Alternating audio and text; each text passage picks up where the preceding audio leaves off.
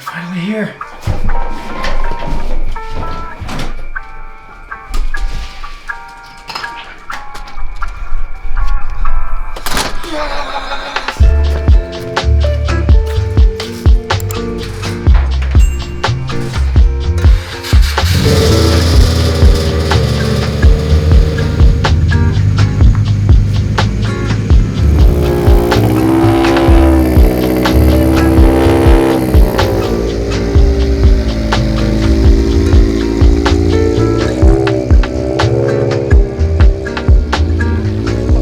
How is it going, guys? I have been waiting for these to come in from Japan for what has felt like an eternity. And if you couldn't already tell, I'm excited. This is a big reason why I went with a base model instead of a premium, because I knew I wanted to swap out the seats, so it didn't make sense for me to get the heated seats, only to take them out, which is exactly what we're gonna do today. We're gonna take out the stock seats on the GR86 and replace them with these.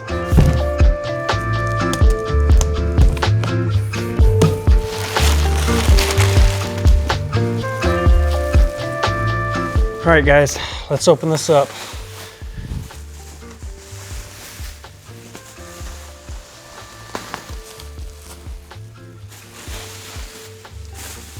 Oh my God.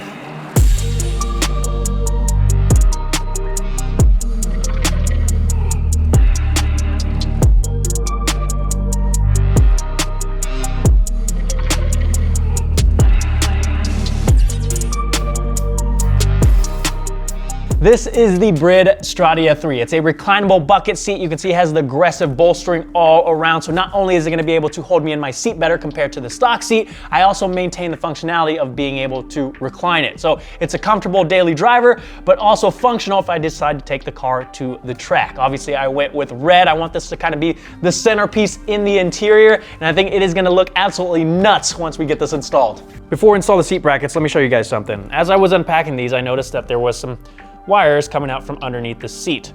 So if we look under the seat cushion, these come with a pre-installed occupancy sensor. So instead of having to dick around with the one that's installed on the OEM seat, we can just use this one and it's gonna work like it's supposed to.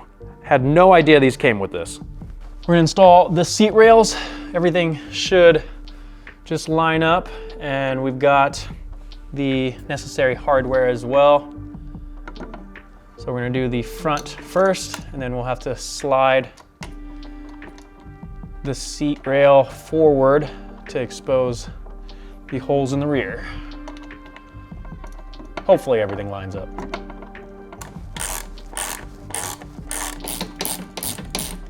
Leave those loose for now.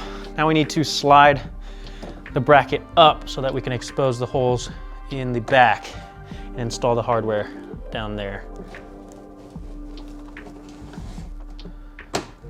I gotta say, this lined up perfectly. I remember when I did the brackets for the Recaro in my FRS, that was a pain in the ass, but this is super easy.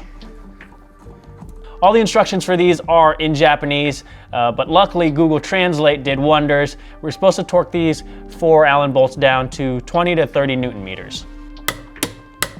I hate torquing Allen bolts. I always feel like they're just gonna strip.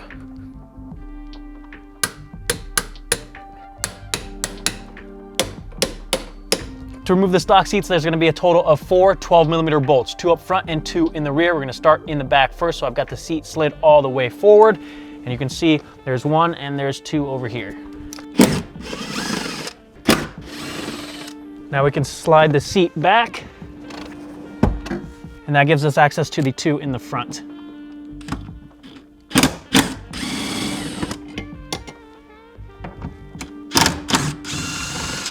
Once it's unbolted, you want to tilt the seat back, and that gives you access to the harnesses underneath. Go ahead and unplug those. I don't have a really good angle to show you, so I'll show you after I get the seat out. But once those are unplugged, we can grab the seat and carefully remove it from the car.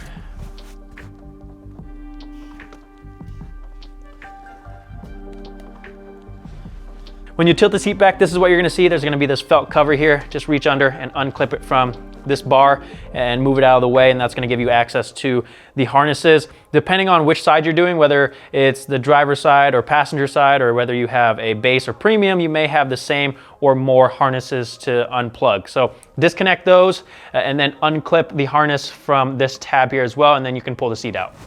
Since I'm reusing the OEM seat belts, I also need to transfer over the seatbelt buckle to the new seat.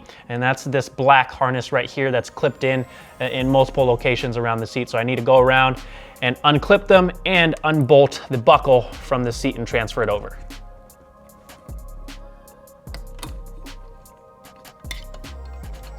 Getting all these retaining clips out without breaking them is a pain in the ass. There's one that you can't access the backside to. That's the worst one, but if you take your time, it is possible. Now I just need to hit this with a 14mm socket and transfer it over to the new seat. We can get the passenger seat out now.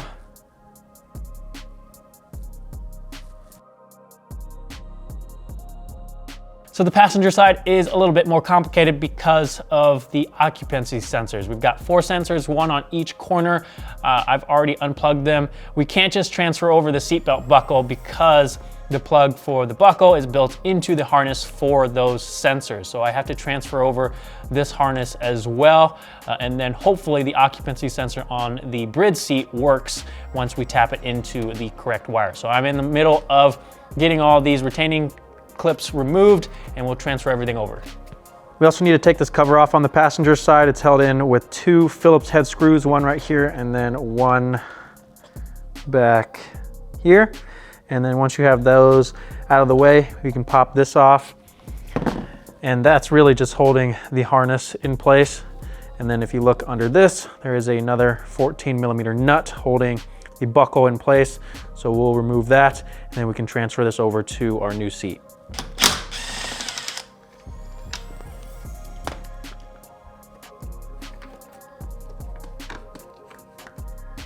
So I'm gonna be completely honest with you guys, I hate wiring things up, especially when there's no diagram. I'm not quite sure how I'm gonna get the occupancy sensors in the bridge seats to work with the OEM harness quite yet. There's 2 leads from the seat, but there's 5 that go into this connector. 2 of them are for the seat belt, and then the other 3 come from the OEM sensors. So that leaves 1 wire unaccounted for, and I don't want to just randomly start splicing into this. So I think what I'm going to do for today is install the seats, make sure everything fits up properly like it's supposed to, and then I'll do some research and come back with a solution for these sensors for you guys. Start over on the driver's side.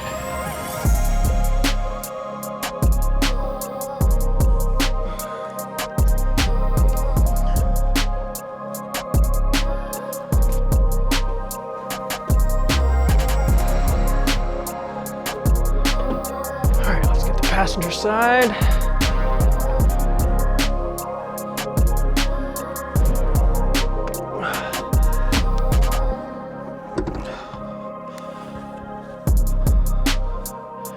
Look at that.